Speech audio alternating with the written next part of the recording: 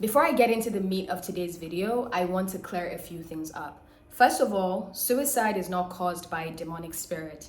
When I was religious and part of different religious communities, I know the conversations that were had about mental disorders, mental illnesses, depression, anxiety, and the list goes on.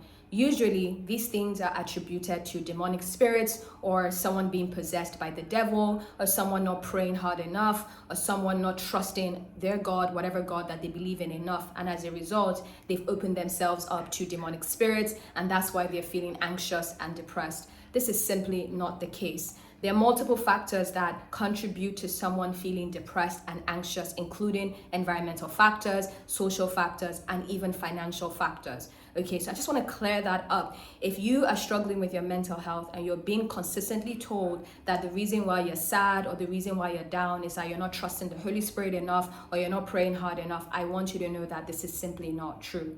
Secondly, suicide is not an infectious disease. If somebody in your life comes to you to tell you that they're struggling with suicidal thoughts and you're thinking in your head, if I talk to this person about it, will I start feeling suicidal?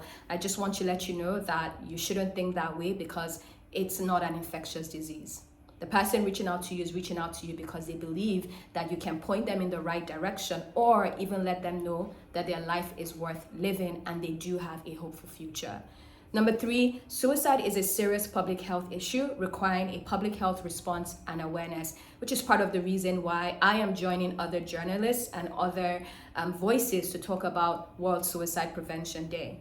And finally, anyone can be at risk for suicidal thoughts or attempts.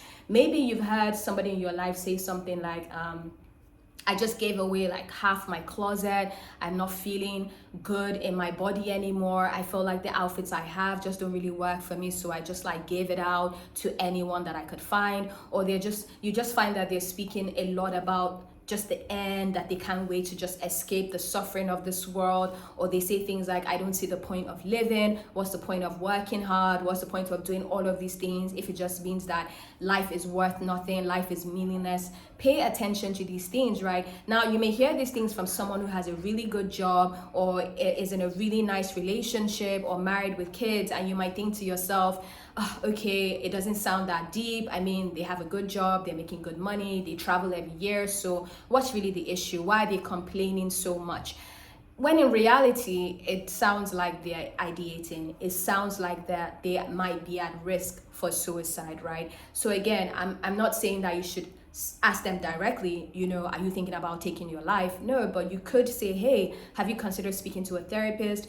What's your support system like? Are you feeling hurt in your life? What's really going on? These direct questions can get that person to open up, and maybe they might tell you, look, I have been feeling suicidal and contemplating, going all the way and attempting this thing on my life. That is the difference between being passively interested in the person's life versus being actively interested in the person's life.